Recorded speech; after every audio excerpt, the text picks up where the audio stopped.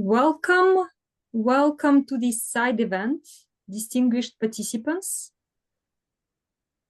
I see there are still persons joining. Kindly mute yourself as you join.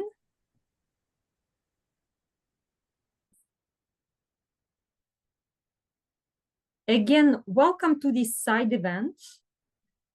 Distinguished participants, we will start with a small video produced during Leap Fast Certificate Program workshop before moving into our opening remarks session.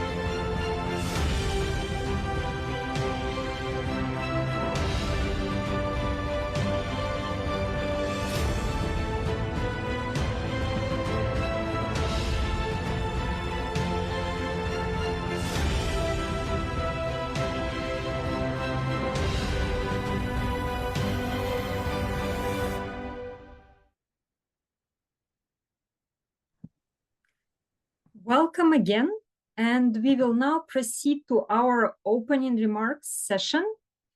And I will start by announcing the first speaker.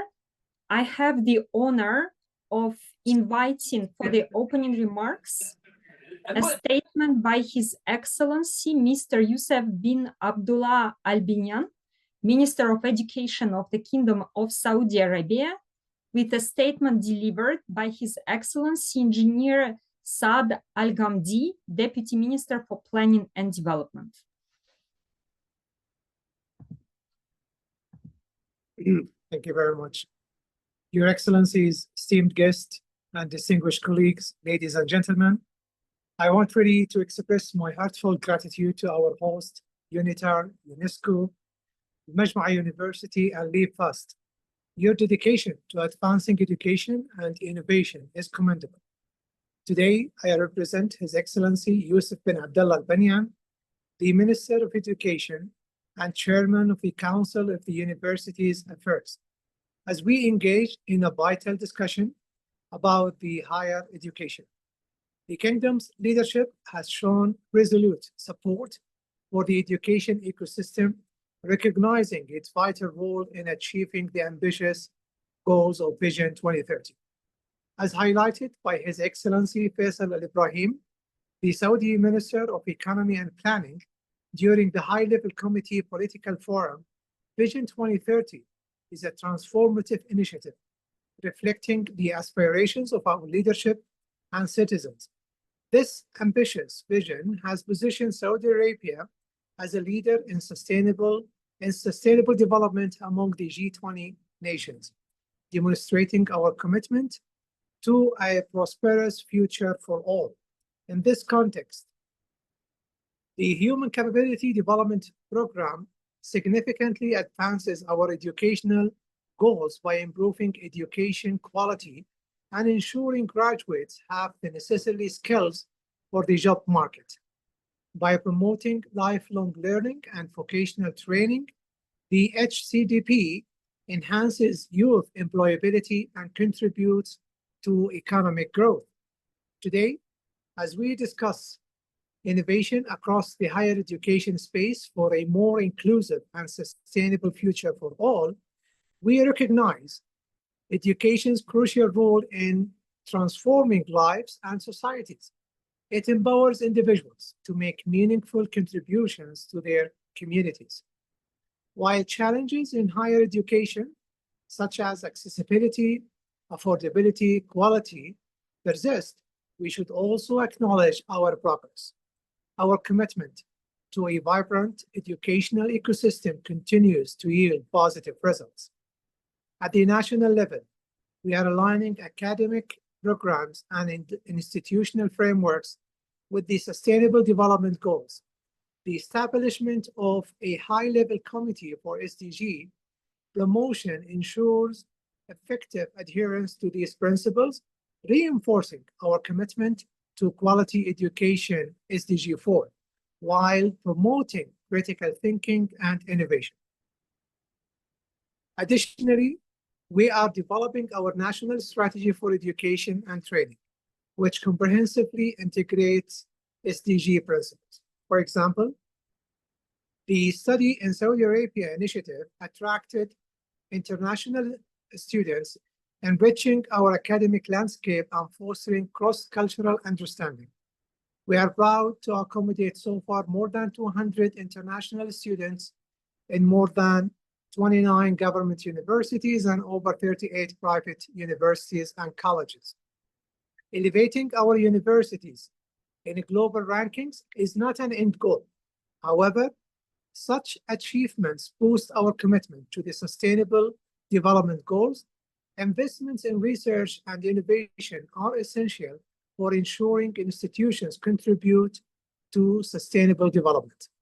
Our dedication to academic excellence is exemplified by King Fahd University of Petroleum and Minerals, now holding the 67th position globally in the esteemed QS World University rankings.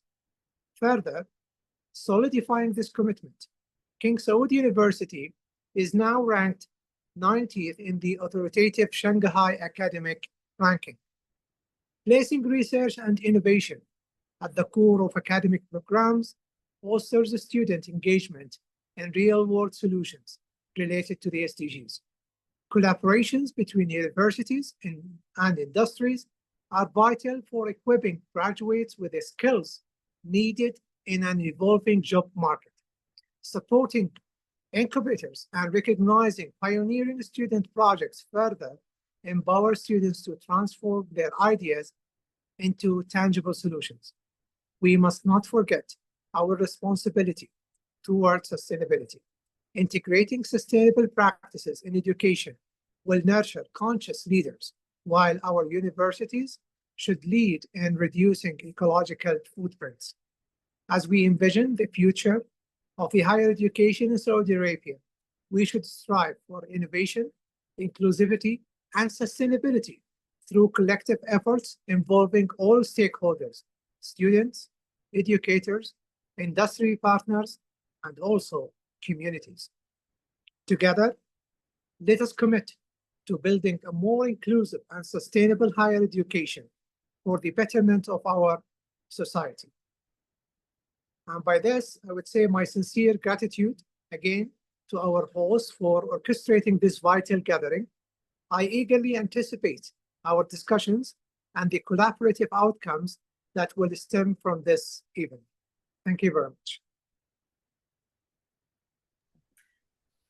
Thank you very much, Honorable Minister. Following this inspiring statement, I now have the pleasure of inviting United Nations Assistant Secretary General and UNITAR Executive Director, Michelle Giles McDonough, to deliver her opening remarks. Thank you, Dr. Prodan. Honorable Minister, Excellency, esteemed panel members, distinguished participants. I'm honored to join you today for this side event, organized on the sidelines of the High-Level Political Forum on Sustainable Development, dedicated to higher education and the transformative role it can play in accelerating sustainable development. The importance of education in creating a better world for current and future generations cannot be understated. The Transforming Education Summit, convened in 2022 in response to a triple crisis in education globally, was a timely reminder and reaffirmed our common commitment to education as a human right and to closing the significant divides in educational access, and outcomes between and within nations.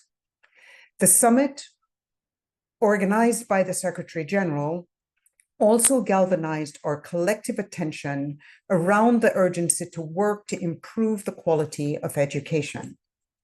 It was a moment to acknowledge that education systems were no longer fit for purpose, failing to equip learners with the knowledge, experience, skills, or values needed in a rapidly changing world.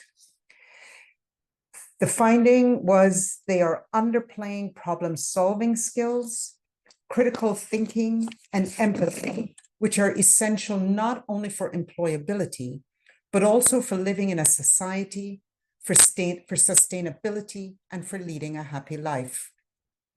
The Secretary General's vision has therefore called for fundamentally rethinking the purpose of education and ensuring the right to quality education throughout life. As the head of the UN Institute for Training and Research, with a mandate to enhance capacities of diplomats and public servants and strengthen public institutions, I want to emphasize the focus on lifelong learning in the Secretary General's vision. Education systems need to offer more flexible pathways and incentives for people to re-engage with education throughout their lives. This is where I see the greatest potential for UNITAR's collaboration with higher education institutions. Jointly, we can enable youth and adults not only to learn and to do, but also to live together, and most importantly, to lead a meaningful life. This also includes the contribution of higher education to sustainable development. It is about our collective capacity to harness the digital revolution to transform and democratize education. This side event is an important opportunity for all involved partners to celebrate the initial results of the Leaders in Higher Education Alliance and Program, aimed at accelerating sustainability transformations, known as LEAP FAST. Developed in a participatory manner, this initiative strives to create a movement of committed sustainability leaders to advance deep transformations and enable higher education institutions to fulfill their objectives toward achieving the Sustainable Development Goals. It created space last year for collective reflection, resulting in a joint rector statement on the role of higher education in social transformations. At a more practical level, LEAP FAST aims to strengthen the capacities of faculties to work across disciplines and incorporate sustainability competencies into all educational programs. This spring, UNITAR, UNESCO, and Majma University have rolled out the very first edition of the certificate program for faculty members of 15 plus higher education institutions from across the globe. 56 participants coming from diverse disciplines, ranging from agriculture, engineering, nursery to pedagogy and social sciences, have had an opportunity to engage, learn online, and then meet in person in Riyadh for co-creation workshop. The second edition is planned in the fall. This work also seeks to develop clear models of new generation higher education institutions, having undergone whole of institution approach transformations and offering inclusive and transformative learning experiences. The certificate program draws broadly on the Education for Sustainable Development work led by UNESCO.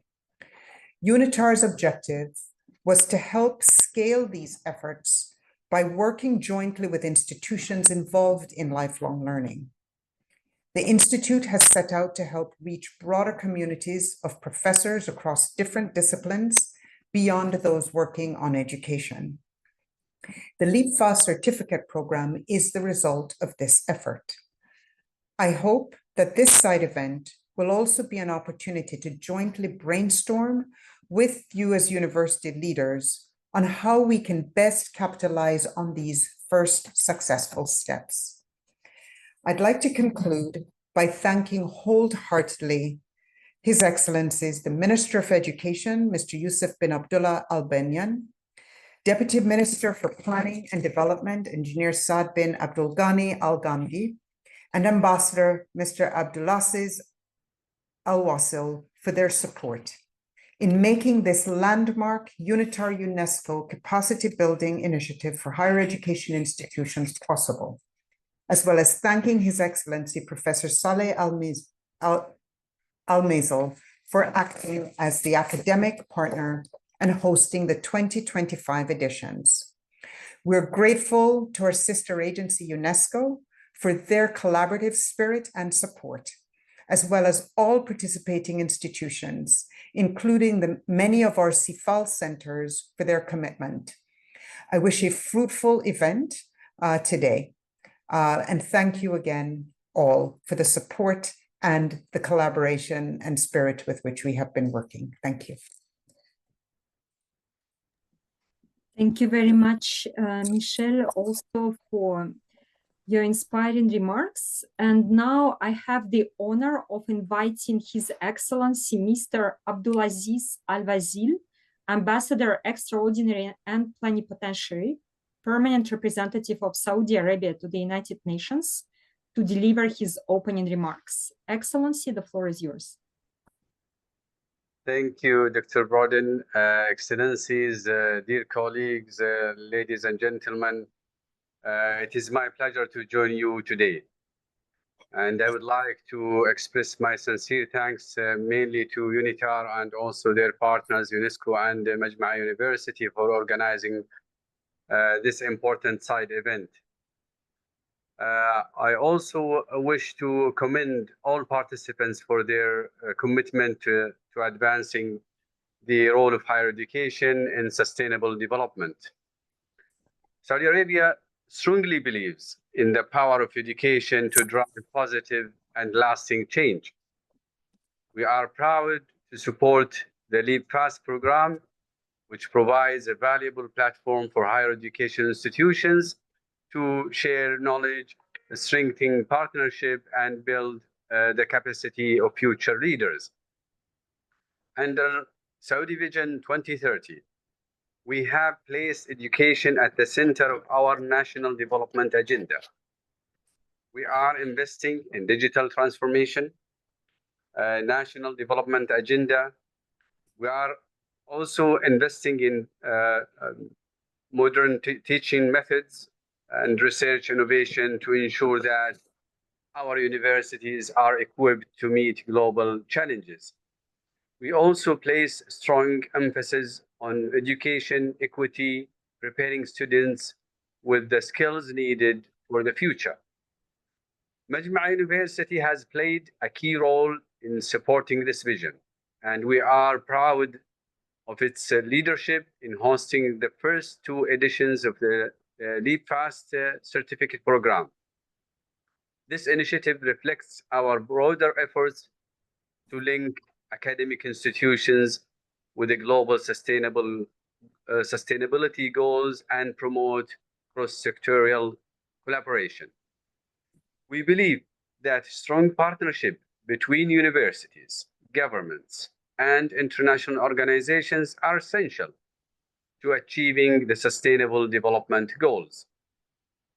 Events like this one help us connect, reflect, and act together to build a more just, inclusive, and resilient future.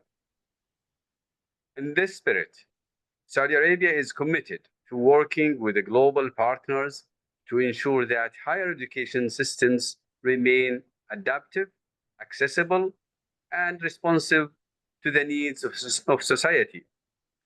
We believe that fostering open dialogue and investing in human capital are key to building sustainable solutions that benefit all communities. Saudi Arabia remains committed to supporting multilateral efforts in education, and we look forward to continue collaboration with UNITAR, UNESCO, and all partners here today. I thank you. Thank you very much, Excellency. And I now have pleasure to announce a pre-recorded message from our UNESCO partners delivered by Mr. Christopher Castle, Director of the Division of Peace and Sustainable Development.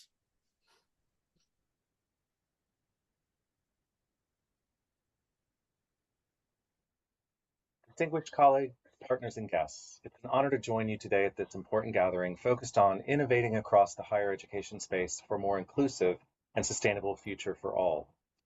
As we navigate the final stretch towards the 2030 agenda, higher education institutions are proving essential in driving sustainability transformations.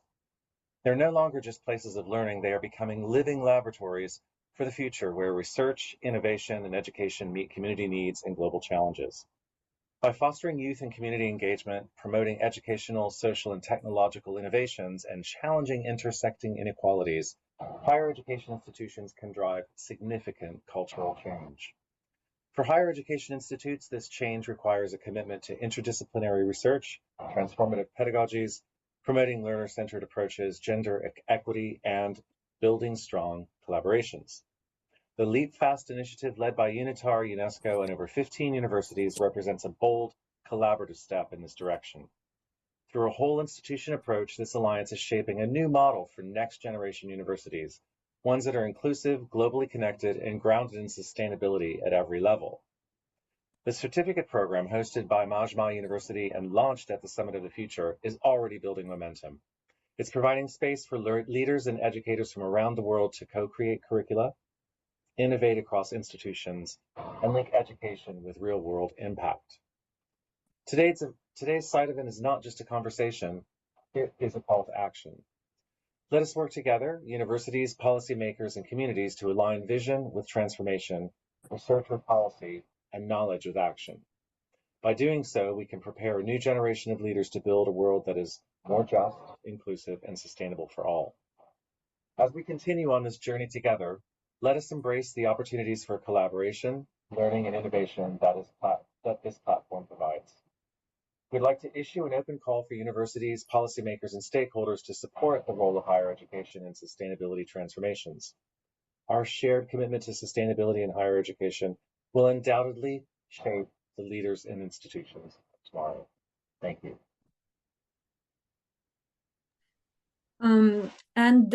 I will now have the honor and immense pleasure to also invite for a special statement our main academic partner for the 2025 editions of the Leap Fast program, Professor Saleh Al-Mezel, Rector of Majma University.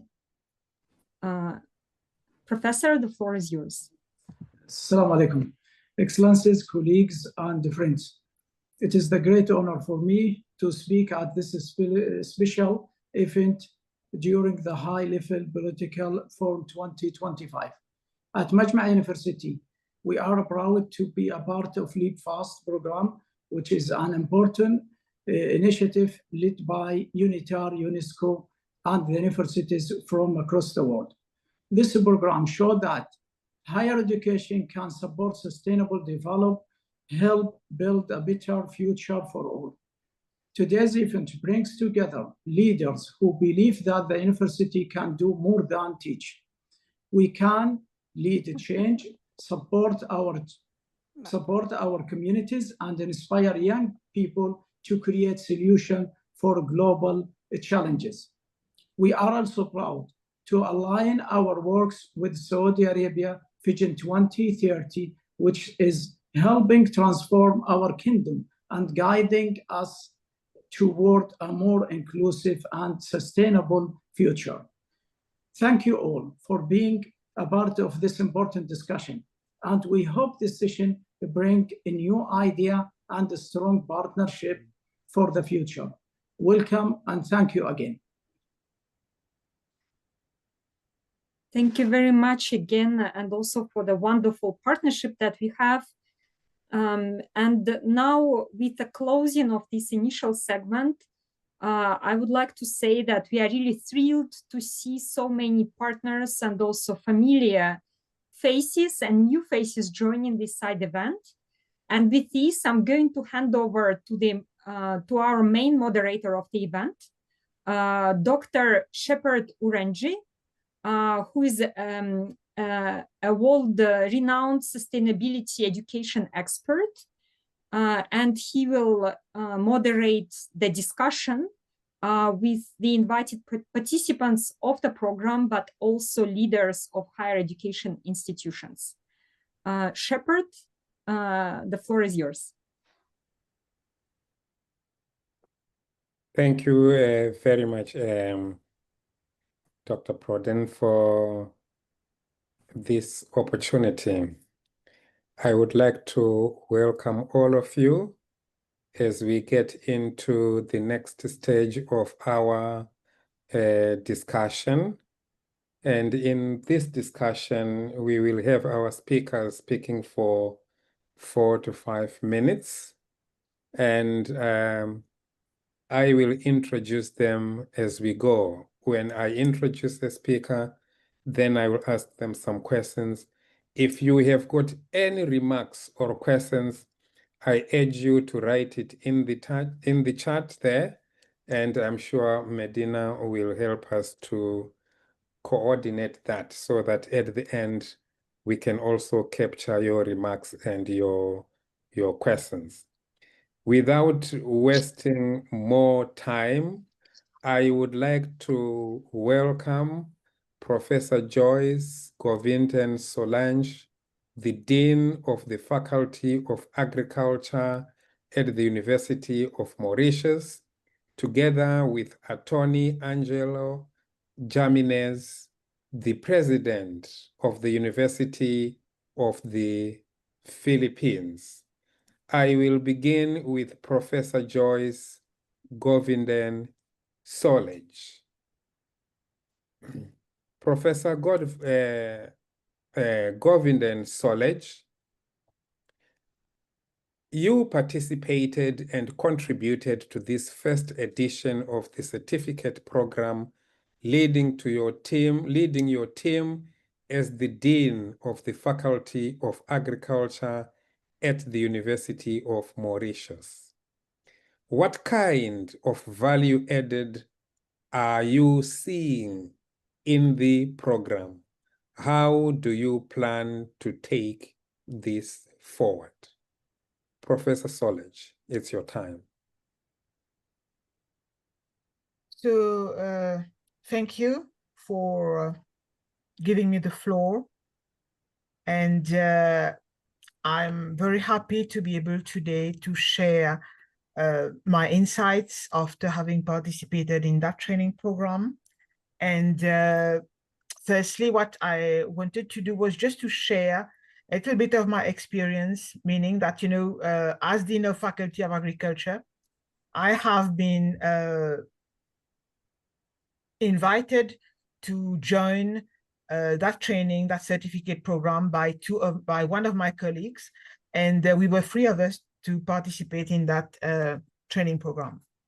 So eventually, I must say that as Dean of Faculty, I was really expecting quite a lot with respect to, you know, how would you involve, how would you, you know, give, how would you be able to, you know, lead your team, lead your faculty into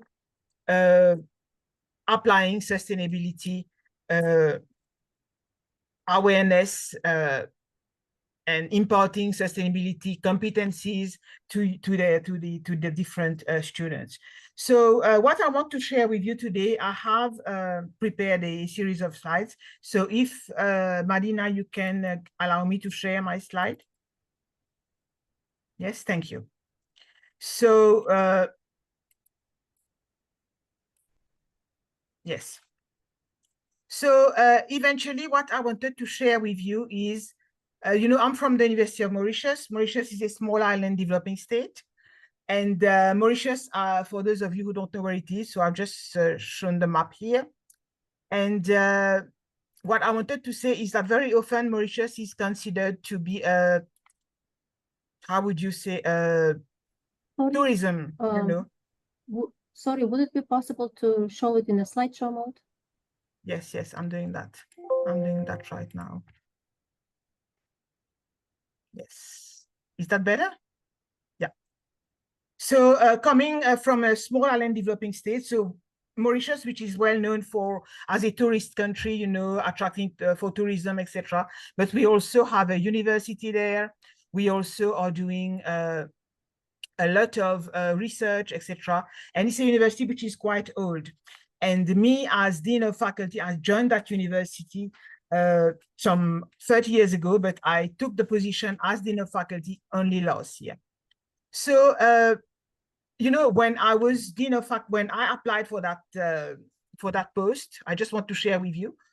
This is one of the slides that I presented. You see, what is the mission of the faculty? We want to train resources. We want to impart capacity building. We want to improve teaching, research, and also community engagement, etc. And with that, I used also the the University of Mauritius strategic plan, which we had, and I used that to support my application. And in that strategic plan, we had a different, as you can see, directions. And the last one being sustainability and social responsibility.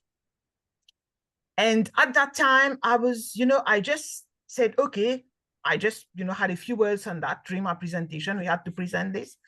And to me, sustainability was just a word, you know, like something that you just say during your programs and tell, you know, your students, okay, this is in line with the SDG, life on earth, life underwater, good health and well-being, food security, and so on. And this was just what this meant for me. And after, you know, starting to follow that certificate online course, and eventually after the co-creation workshop, I realized that, you know, our students, I mean, this was something that really stayed in my mind, that students are going to be the ones who are going to lead tomorrow, and they are going to be the decision makers. And if you don't, you know, the concept, the awareness with respect to the sustainability competencies, it's then that I really realized what they were, you know, like critical thinking, normative competence, etc. And for me, this is when I realized, I said, okay, I've got a role to play. And just mentioning this in our groups, in our debates, etc., in our programs, in our courses was not enough. So I realized that what were the core sustainability competencies, what do they mean, and what is their role at different stages. So with respect to our team, so we have a team of 3 of us. So there was Dina, Brinda, and myself, who were in the first session. And there are 2 other people from another faculty, which is the Faculty of Social Studies and Humanities, who are going to be trained. We're going to follow that program in November. So what we had started to work with actually is our curriculum at individual level. And the 3 of us, we had a lot of group work, as you're all aware, for those of you who followed the first session. And we started working on our curricula, and we had, as you know, all the different types of assignments to do, etc. And our plan actually after that is to try to make sure that we join hands with the other 2 people who are going to follow the program at the end of the year, so that we could build a team at the level of our university to be agents of change at our level, because there's a dean of faculty there as well, and there's another head of department. So we we decided that we were going to join hands to be able to start to set up something for the University of Mauritius. Because for us, just saying that we are applying, you know, SDG and this type of research is relevant to SDG 1, SDG 2, whatever, was not enough. We realized that we had to really, what were the competencies? What is critical thinking, we know it as a word, but questioning assumptions, evidence-based solutions, etc., in line with the SDGs was something that we didn't really apply in our curricula, in our research, and so on. So this is something that we are planning to do.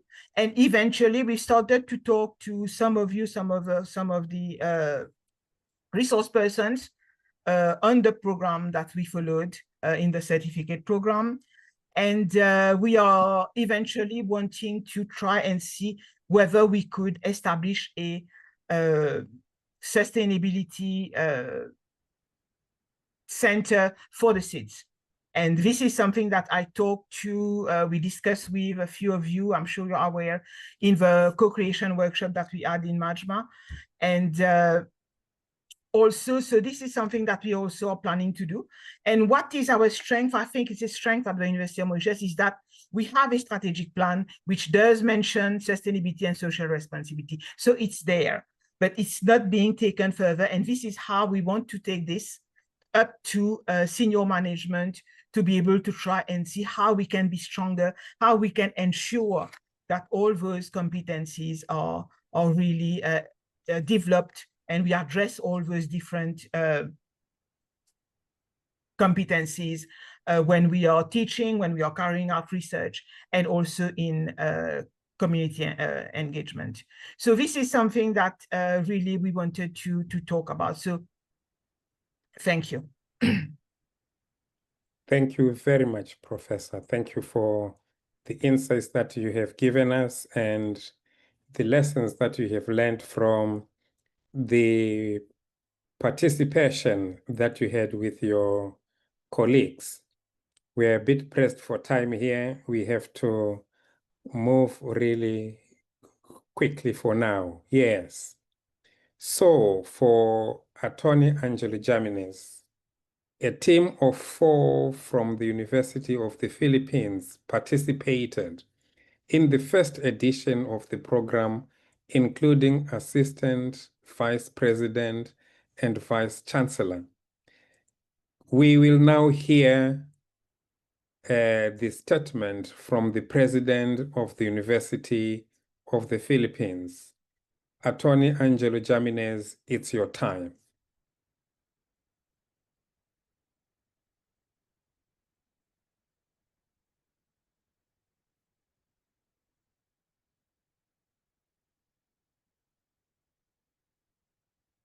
To the esteemed leaders, policymakers, and stakeholders present, and to our distinguished colleagues, partners, and friends from higher education, maayong adlaw kaninyong tanan.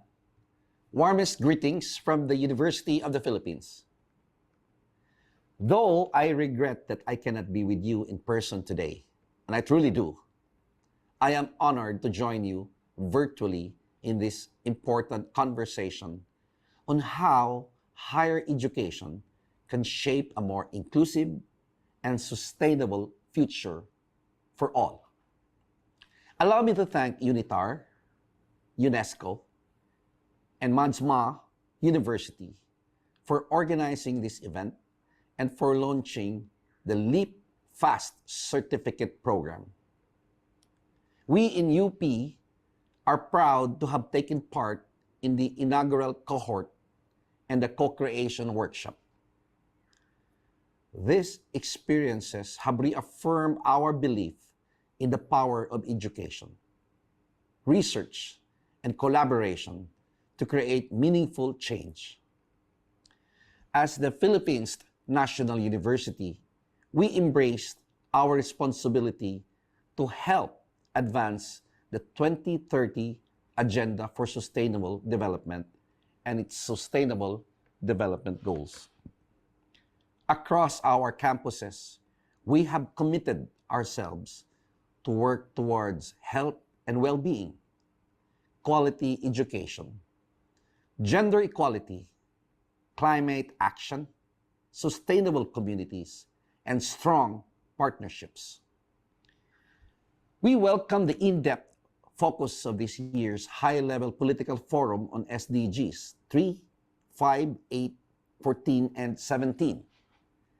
In UP, we continue to promote inclusive health systems, empower women and marginalized communities, foster innovation and decent work, protect marine ecosystems, and build strong evidence-based partnerships for the common good.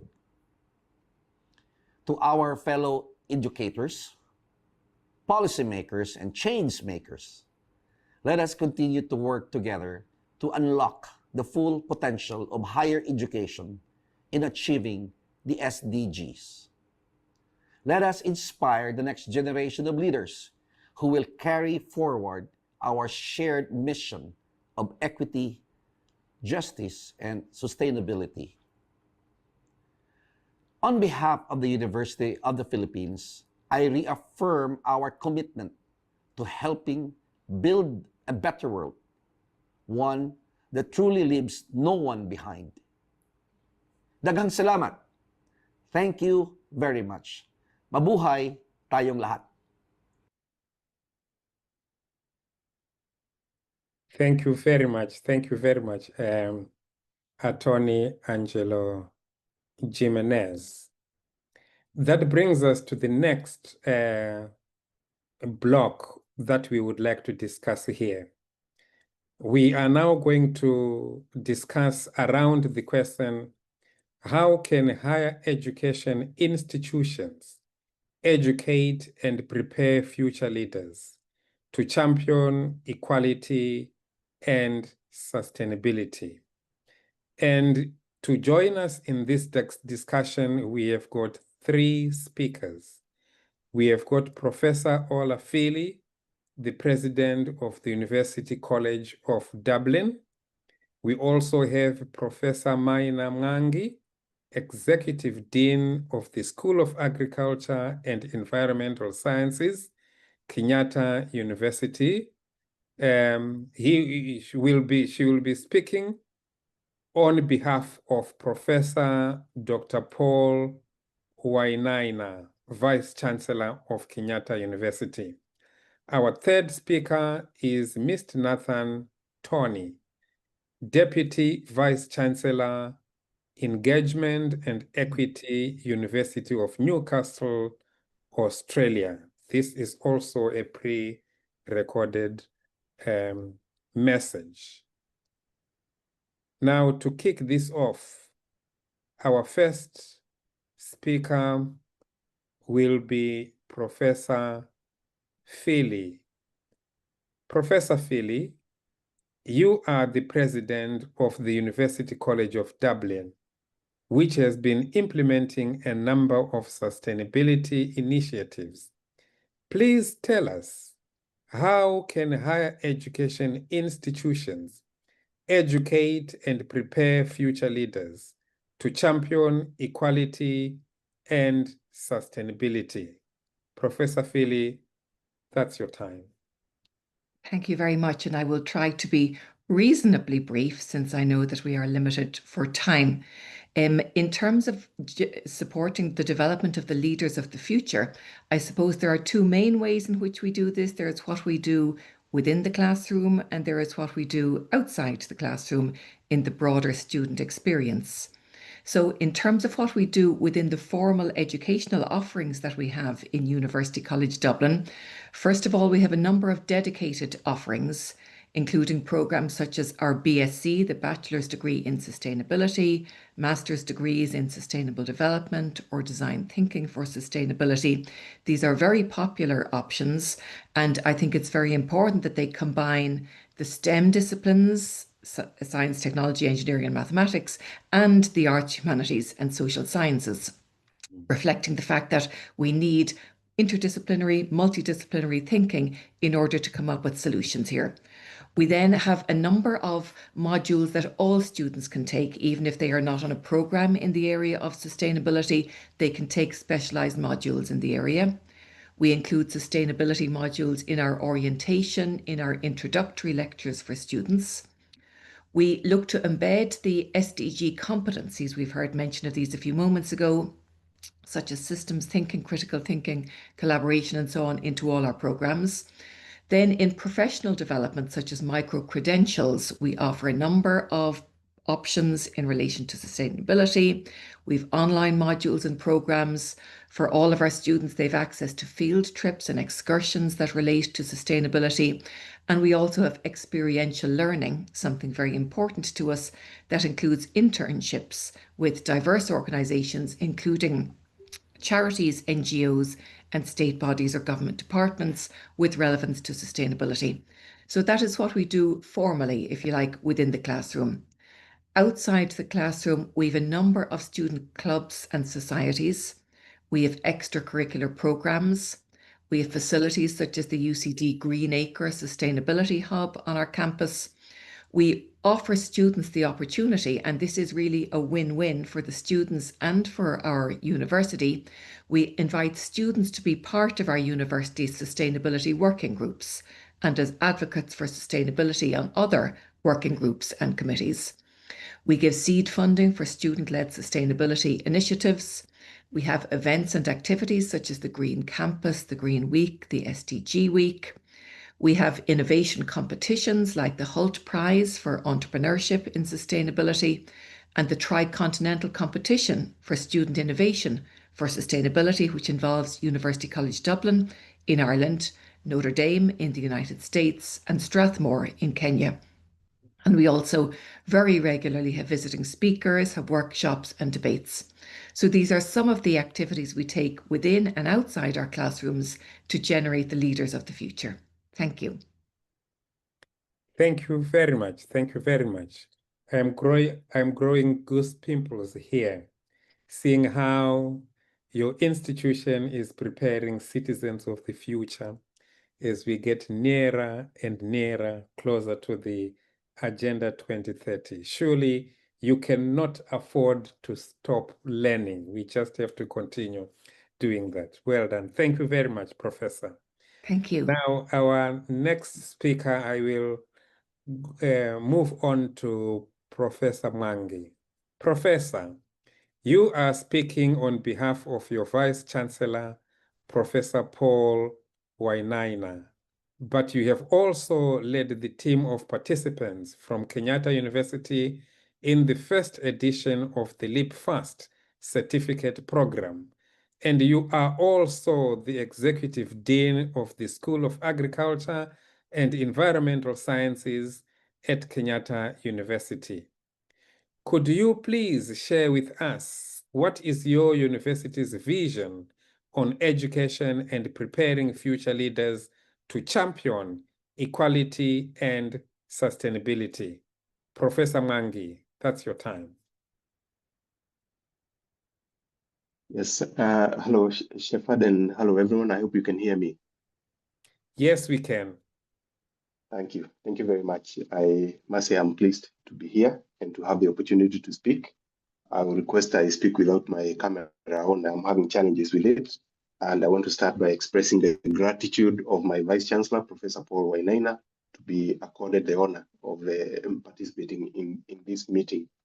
Ladies and gentlemen, excellencies and delegates, I wish to take the next few minutes just to read the speech. The Vice Chancellor expresses his pleasure at joining this virtual side event and is greatly pleased that this conversation seeks to interrogate and shape the role of higher education institutions in fostering more inclusive and equitable future for all of us, and particularly from an African point of view. As you may know, the population in Africa is projected to double by 2050, exceeding 2.5 billion people, and over 60% of these will be young people below the age of 25. In Kenya, 75% of our population is already in this age category, which presents to us a remarkable opportunity, but also quite a challenge. We must therefore figure out a way to harness the power of this youth to build a sustainable future. At 2023, the Africa Sustainable Development Report in 2023 showed that the continent will not be able to achieve the targets for the 2030 Sustainable Development Goals. In fact, we will only be achieving 17%, and very significant deficits are being reported in SDG 4 on quality education, 5 on gender equality, 10 on inequalities, and 13 on climate action. And these anchor what we are doing here as a university. First, to ensure that sustainability and equality are integrated in curriculum and the learning pathways at all courses at both undergraduate and postgraduate levels. We are very fortunate as an institution to have a UNESCO chair, Dr. Dorcas Otieno, who is supporting us in ensuring we are embedding sustainability in our curriculum. We are also participating and supporting the retooling of faculty, for example, through participation on LEAP Fast certificate program. 3 colleagues have already been trained. Myself, Maina, I was there, and we are very happy that another 3 staff will be joining the next cohort. We are also nurturing transformative leadership of our students through participation in co-curricular activities. We ensure our students have opportunities to engage in sustainability projects, innovation challenges, and civic engagement programs.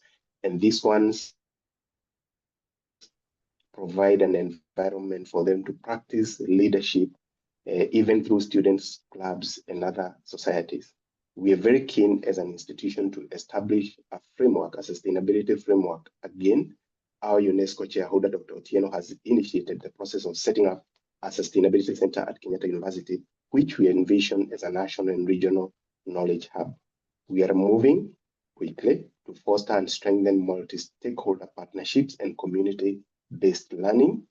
And we have the ambition as an institution to be leaders in co-creating solutions with our local communities, the businesses around us, with government and everyone that we work with. And we are already working with many organizations.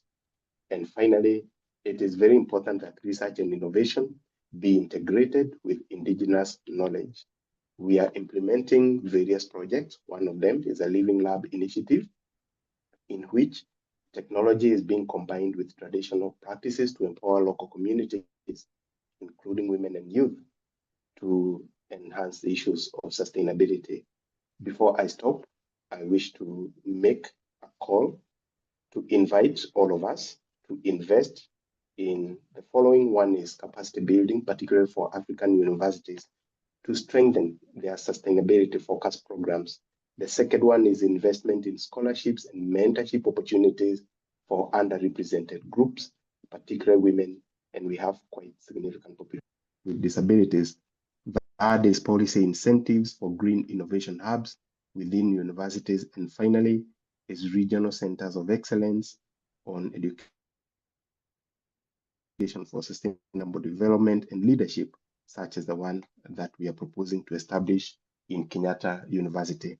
In the interest of time, I wish to pause there and extend again our appreciation on behalf of our Vice Chancellor. Thank you very much, Reggie. Thank you very much, Professor Mwangi. You highlight something that is very important there, that the generation of young people who are graduating to be the future leaders of tomorrow, how are we preparing young people to lead in their time and not to repeat the same mistakes that we have been leading here? Thank you very much. Again, in the interest of time, I will move on to our third respondent, and this time it's from Newcastle. The University of Newcastle, Australia, has gone through a restructuring and have a new Deputy Vice Chancellor focused on engagement and equity. Let us hear from Mr. Nathan Tony how their university is working on ensuring that equity is embedded in the higher education and implementing engagement strategies. Nathan Tony, this is your time.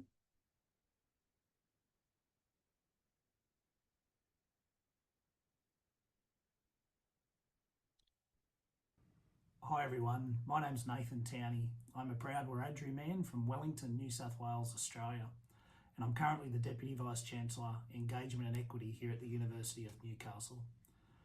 At the University of Newcastle, we believe higher education should be a place of opportunity rather than a space defended by privilege.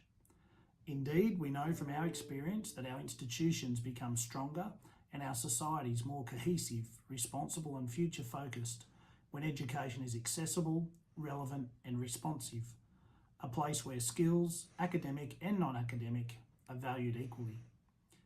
Here at Newcastle, I'm proud to say our doors are well and truly open. We say there is a place for everyone here. We have blazed a trail across the national and regional landscape with our Innovative Pathways program, an initiative born of the desire to make university education open to everybody. In 2024, our enabling program celebrated 50 years, and of our 200,000 alumni, over 70,000 have come through these pathways.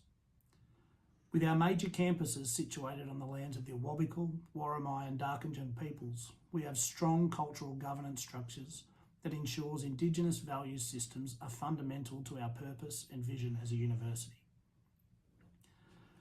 Innovation and education needs universities to sit down and listen, to really hear what communities need, especially when certain population groups have historically been excluded from these conversations.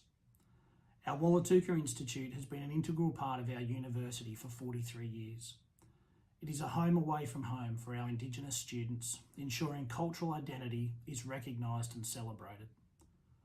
Higher education really does change lives, and at Newcastle, we believe everybody should be welcomed and supported to take that journey themselves on their own terms and in their own way. Our experience has shown that our education process is stronger and more resilient as a result of the adaptations it makes with each new circumstance.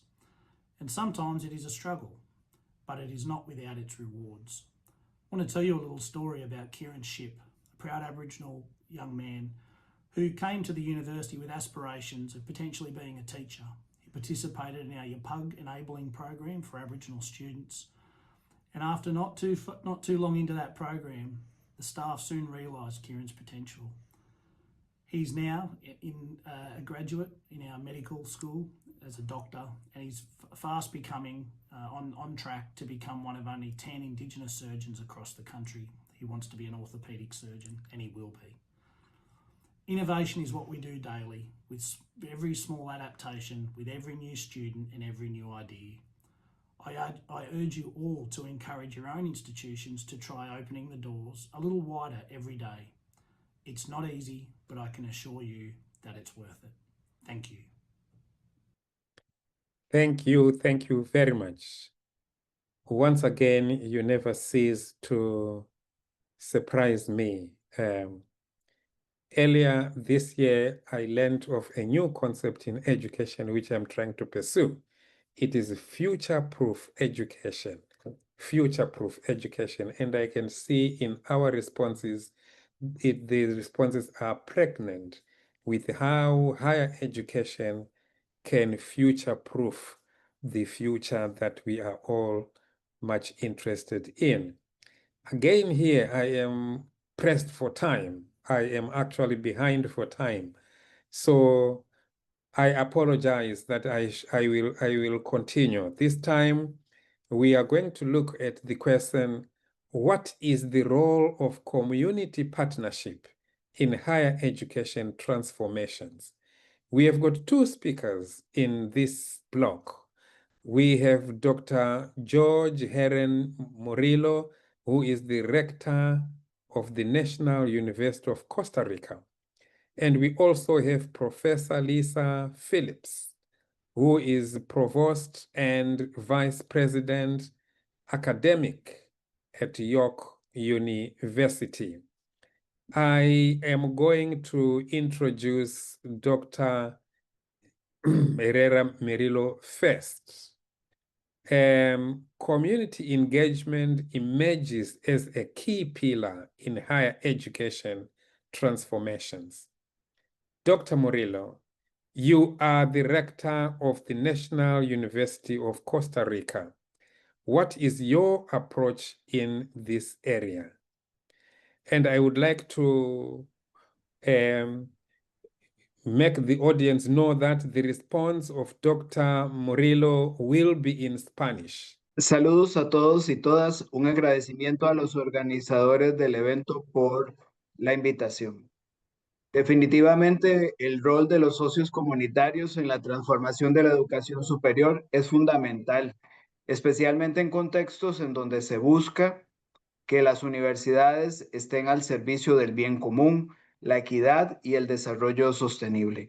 Consideramos que la participación de los socios comunitarios es fundamental, ya que ellos pueden participar activamente en procesos de investigación participativa y de aprendizaje en servicio, reconociendo que existen otros saberes importantes como los saberes locales, las experiencias y prioridades que pueden enriquecer los procesos de producción académica y que permiten una mayor pertinencia social del conocimiento.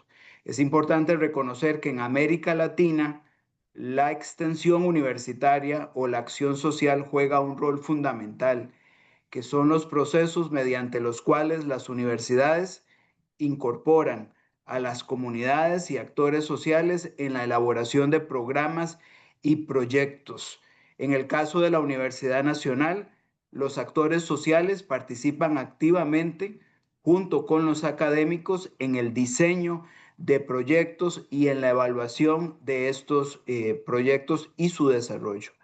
También es importante reconocer que los actores comunitarios ayudan a orientar a la educación superior hacia las necesidades reales de los territorios y las poblaciones.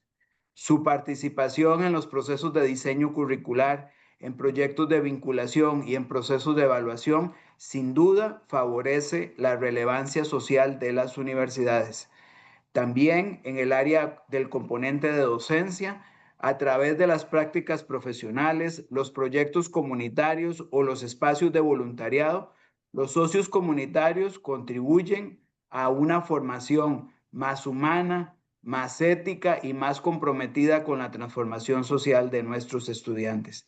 En el caso de la Universidad Nacional, hemos venido incorporando la curricularización de la extensión en nuestros planes de estudio de grado y posgrado, de forma tal que constantemente durante todo el desarrollo de su vida universitaria, los estudiantes trabajan en forma conjunta con actores comunales para comprender de mejor forma problemáticas y plantear soluciones.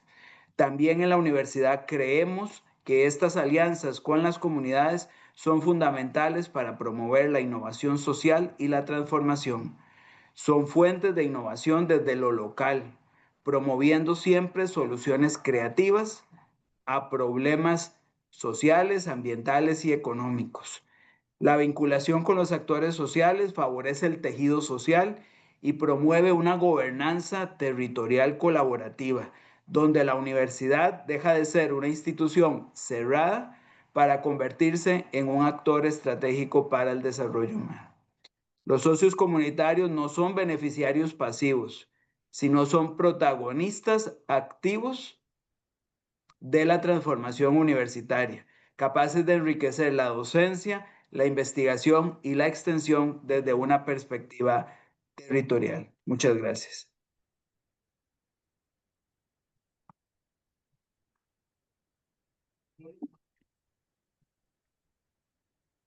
Thank you so much, Professor.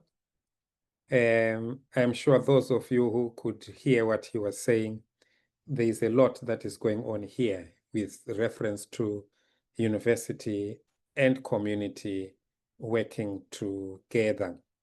I will now go on to Professor Phillips. Professor, you are the Provost and Vice President for Academic Affairs.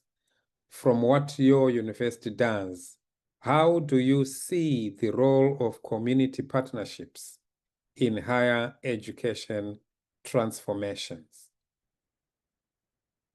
Thank you, Dr. Urenje, for the question and for having me here today. It's been wonderful to hear the comments of other participants and perspectives from other parts of the world. York University, for those who haven't visited us, we are the third largest university in Canada, and our campuses are clustered in the northern part of the city of Toronto, and often in areas that have incredibly diverse and not always highly privileged communities surrounding us. Many newcomers to Canada, many diaspora communities, many communities where students are overcoming a lot of barriers and challenges to attend university. And that has always been a core part of York University's mission to provide access to a high quality, research intensive education that we provide to the members of our communities surrounding us. We have found that there is a natural alignment here with the UN Sustainable Development Goals. And in 2020, we made a decision to issue a call to action to our entire university community to elevate our contributions to the SDGs and to put them at the heart of our academic strategic plan. Now, how do community partnerships come into this? They are an essential catalyst. If you are committed to access, to impact on your surrounding communities, how else will you know that you're achieving that impact? How else will you have that impact except through the relationships that you build in those surrounding communities with individuals and organizations, students and their families? There are so many examples that I could share, but I'm going to focus on just a couple. As you know, many universities in Canada and elsewhere, of course, are highly committed to truth and reconciliation with our First Nations and Indigenous communities. And this year, York University is partnering with Kinamadzuan Education Body to co-host a major event on our campuses, the Elders and Youth Gathering, where we will be offering free languages, Indigenous languages and cultural practices instruction to members of our university community, as well as surrounding communities. And so we will be offering teachings in the Anishinaabe-Moan language, in the Lenape language, and cultural practices to, we hope, a wide array of members. And the organization we're working with, Kinamadzuan, is a freestanding, standalone, self-governing First Nations education body that runs an Anishinaabe education system in the province of Ontario. The second example I would give is our Anchor York U program, which is part of a social procurement consortium in the city of Toronto, in which we really try to track and focus on how can we provide employment opportunities to members of our surrounding communities, as well as business opportunities to tender for contracts and services that they may be able to provide to the university. And so we have been able to determine that 11% of our employees come from a group of areas that has relatively high unemployment, relatively low income, so that we're able to have a direct impact on those families, and they are able to contribute their talents to the university in turn. We are very grateful for these partnerships. They help our mission come to life in terms of the UN SDGs and our commitment to community impact. Thank you. Thank you. Thank you very much. I can see here that you are trying to negotiate the complexity and the contextuality and the contestation that we have in environment and sustainability issues. It is not an easy road, but I'm sure you are holding the bull by its horns. Very impressive. Thank you very much. At this stage, we will move into, we are now going to move into the final part of the side event. And we would like to check what is in the chat for the questions that you have been asking here. If you have written some questions in there, we're going to look at them. Medina, can you help me here to see if there are specific questions for the speakers that we have had, so that we can try and see if we can respond to those as quickly as we can. Shepard, maybe I will come in. We haven't seen, I haven't seen any specific questions, so I've been looking at the chat. Yeah. So it might be a moment for maybe some very short final remarks. Thank you. Thank you very much. Yes. Okay. In the event that we don't have any more questions there, I will now go on to ask for some final remarks here from our panel. we are working on the question, what can and should the United Nations do to support a stronger role of higher education institutions in sustainability transformations? I would like to start with Michelle Giles McDonough, the United Nations Secretary General, Executive Director, United Nations Institute for Training and Research. Would you like to respond briefly to that question? Thank you. Thank you very much. You know, and it's really been wonderful listening to all of the interventions and the diverse range of engagements and approaches that you have in terms of integrating sustainability and a lot of the values and efforts that we hold dear in the UN into your work. You know, this is a very decisive moment for all of us within the UN system, you know, as we are looking ahead to celebrate our 80th anniversary and looking to the next 80 years and what that brings, and also with just under 5 years to go to achieve these sustainable development goals. And we're being called upon as the UN, as there are many of you and our partners around the world, to deliver much more impact and do it with greater efficiency. For us at UNITAR, you know, impact means reaching many, many more learners at different stages of life and offering them transformative learning opportunities to empower them to foster change. The higher education institutions, you are all crucial partners for our work, and we appreciate very much the collaboration with universities like yours that find a natural alignment with the Sustainable Development Goals. You know, the higher education institutions, you know, offer critical research competencies, enable multidisciplinary approaches, which are so crucial for a very integrative agenda like the Sustainable Development Goals, prepare these future change agents, and are very rooted in, and you influence and shape many of the communities in which you are rooted, and engage very actively across very diverse stakeholder groups, which is also important to this effort.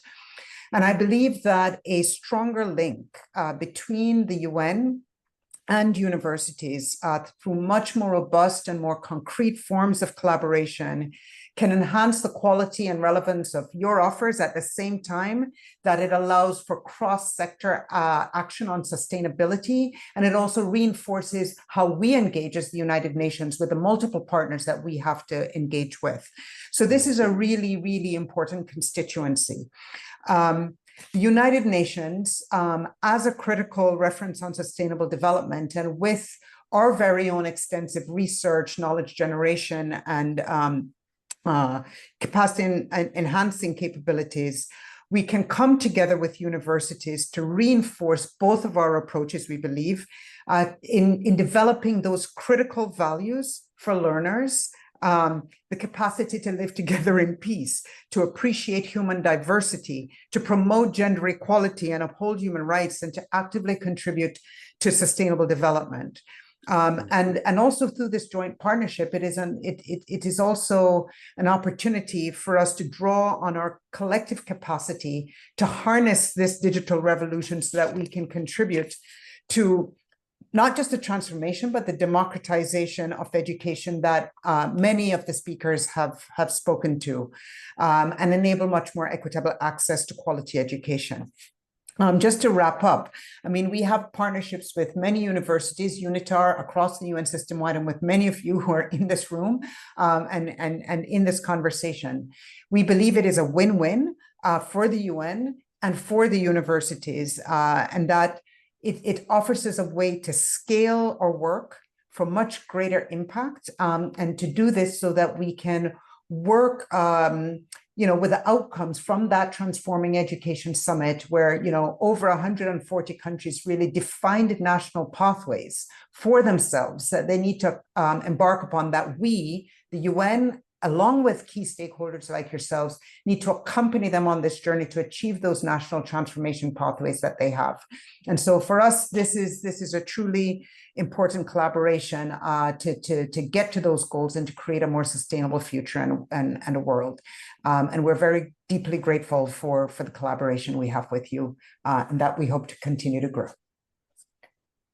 Thank you very much. Thank you very much. What an encouragement.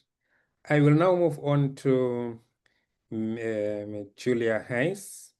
Julia Hayes is the Chief of Section for Education for Sustainable Development at UNESCO. Your comments, Julia. Thank you very much, Shepard. Distinguished guests, I would also like to join the ASG expressing my impressions on all your comments. The diversity, really nice also to hear the testimonies of participants of the first edition of the LeapFast course and see how you got inspired. There were really beautiful examples, including from Mauritius. You mentioned that you want to work on a strategic plan for the entire SIDS, Kenyatta University with the idea of a sustainability center, etc., etc. So that is those are already efforts that we as a UN system can support to some extent. And I was also a little bit afraid that ASG from UNITAR would preempt the question on what the UN could do. You said it almost all, but maybe there are a few ideas I could add to that. One of the things we definitely do and should continue doing is to create and to promote standardized frameworks that guide universities in embedding sustainability in all aspects, from curriculum, research, campus management, community engagement. And this could also then feed into existing quality assurance mechanisms which are governing higher education institutions. So standardized framework, a typical work that we are doing also here at UNESCO.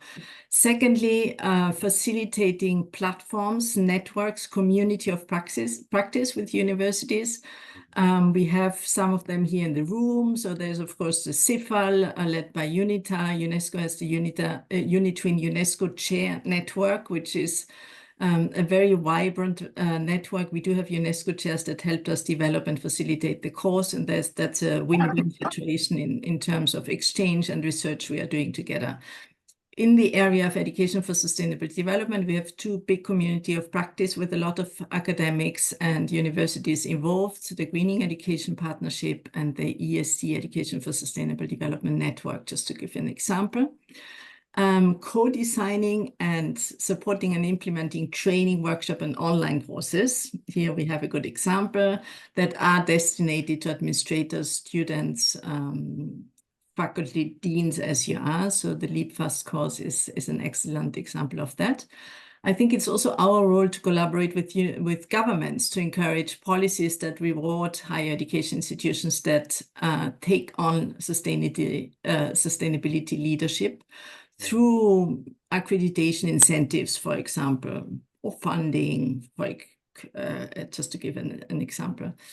Research, I think that was already mentioned before. As I said, in two ways. On the one hand, research that benefits our work on sustainability at large, but also on how to update and improve education for sustainability at large, but then also research that help us to understand sustainability phenomena in an interdisciplinary manner.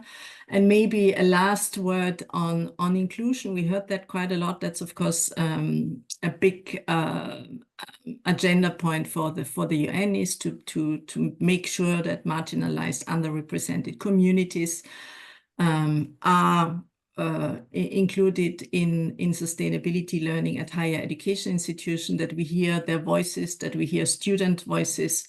So this is part of the work we are doing through our networking, through our standard setting.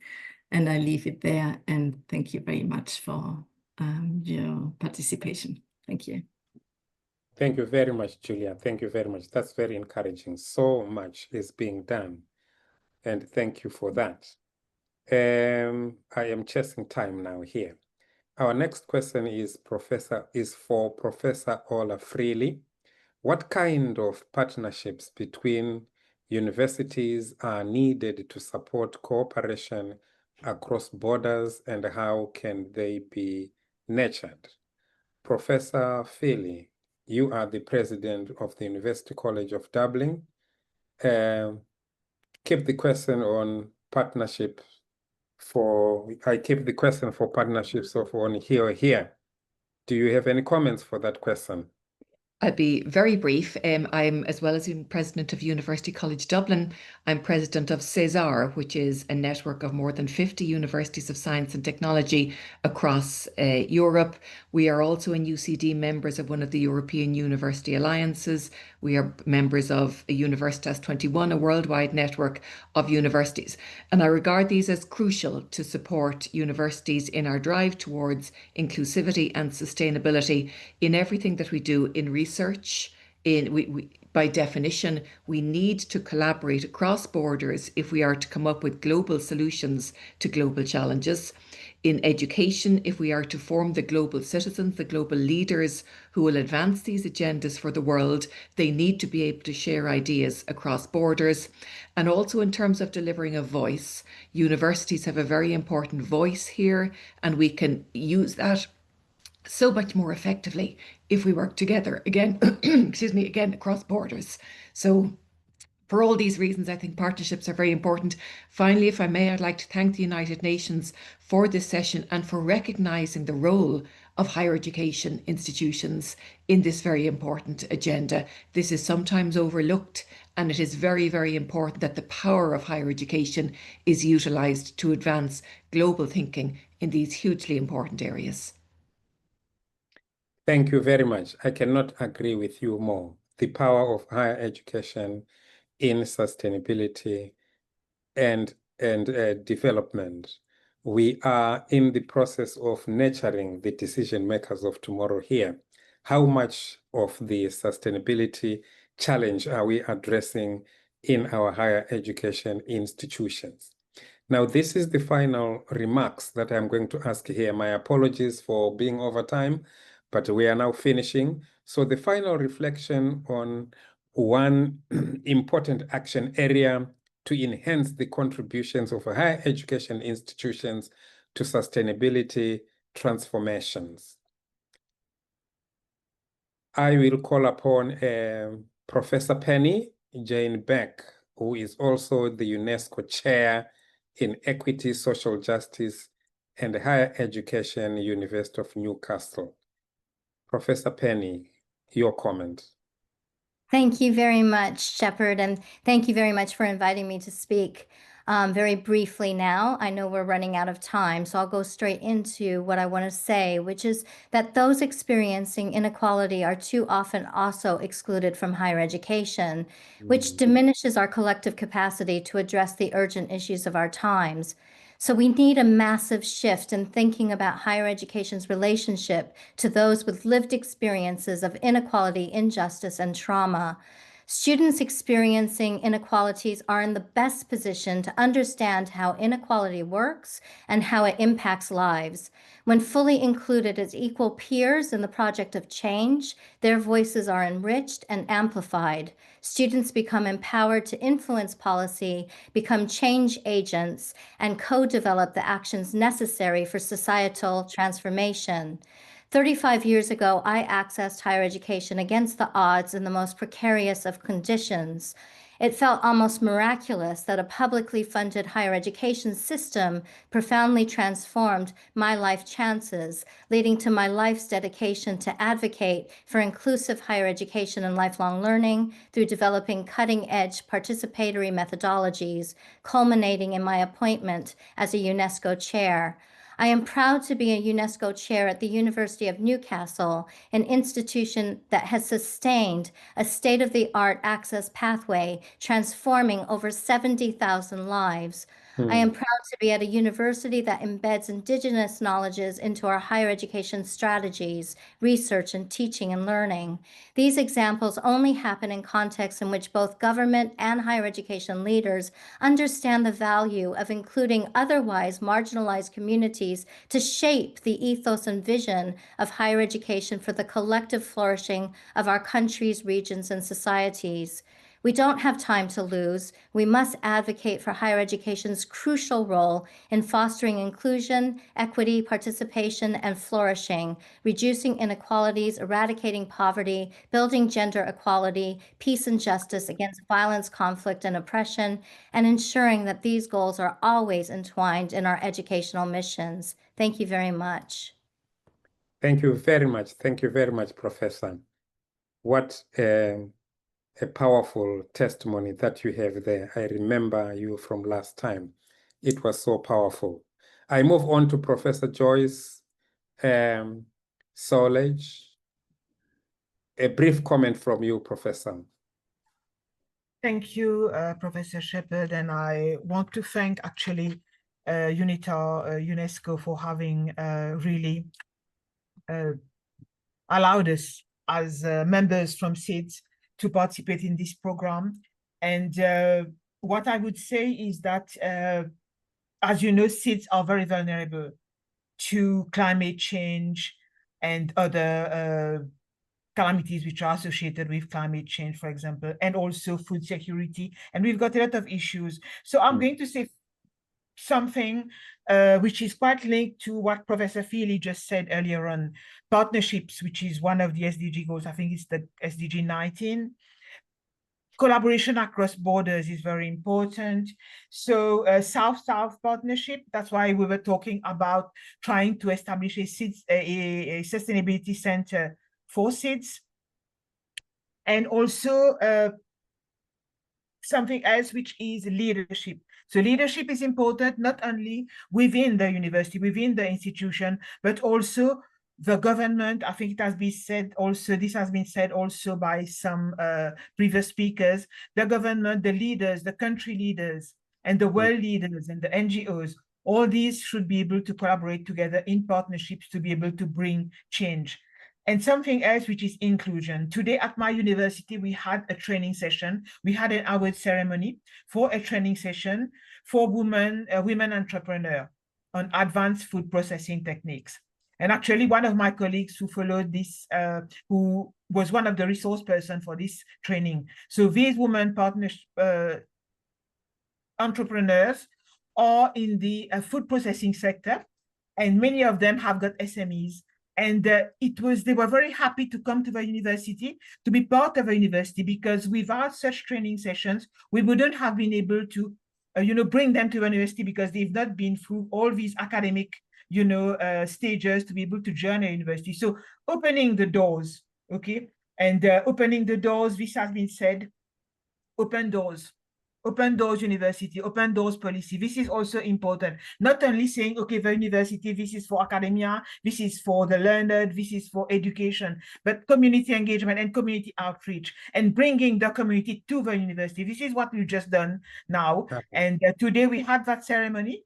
And we had also invited not only the women entrepreneur for the certificate ceremony, and Dina was one of the resource persons, actually. Dina, she's attending the session just now, and she was one of the, because she's the expert in food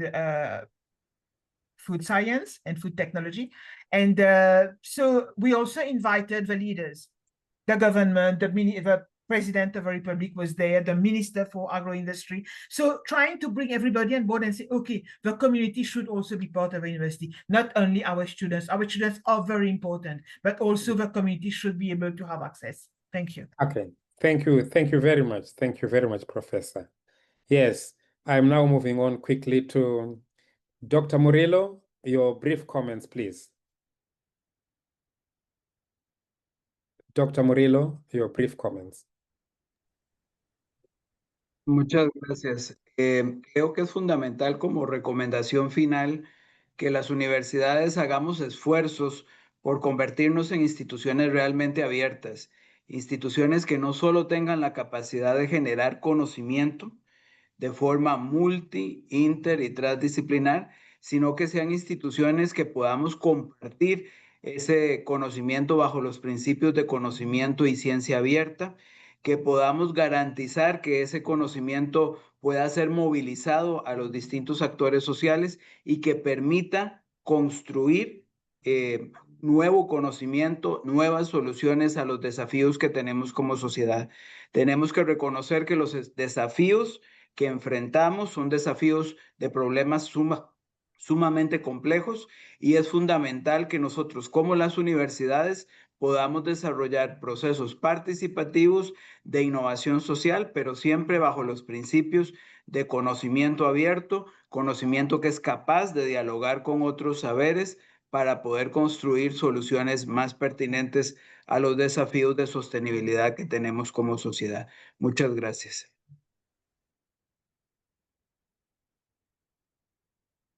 Thank you so much. Thank you, Dr. Murillo. I will move on to Professor Phillips. This is your time for a brief comment. Very briefly, I'm hoping that this this way in which universities have really helped to advance the SDGs, but also how the SDGs framework has helped universities to frame their role in social transformation and orient themselves to that impact mandate. I hope that that will be leveraged to understand what the post-2030 world might look like and the way that the United Nations might seek to take forward these ongoing important issues and how universities can contribute some ideas from what we have learned through the SDGs about how to do socially transformative work as higher education institutions. So I very much hope that universities can be part of the United Nations process to vision past 2030. Thank you very much. Thank you very much, Prof. Thank you very much. And Professor Mwangi, you have the honors to give a final comment very briefly, please. Thank you. Thank you very much, Shepard. I will be brief. For me, one is universities need to practice the sustainability that we teach, that we preach and talk about, so that students and everyone can see what is supposed to be implemented. I want to add a slight comment to what Professor Joyce has said about opening our doors. We indeed do need to open our doors to go out and engage with communities so that we can co-create and do things together, transfer our knowledge on sustainability. And we also need them to come into the university, exactly what she has said. But when they come, it shouldn't be to visit and go away. Let us welcome them to sit in our research boards, wherever we can accommodate them. Let's go out there and participate in their boards, in community forums, and together we co-create solutions that indeed enhance sustainability. Thank you very much for the opportunity to be here. Thank you very much, Prof. Mwangi. At this stage, I'm going to hand over back to Professor Dr. Prodan. Sorry, we went over time. There was so much to discuss, and it was all very inspiring. I just couldn't stop people while they were in the midst of giving us an inspiring story of what they are doing. Over to you, Ilana. Thank you. Thank you very much, Shepard. With this, we would like to thank everyone for participating in this event. We didn't plan closing remarks, and as we are out of time, we just thank you again. And with this, I announce this session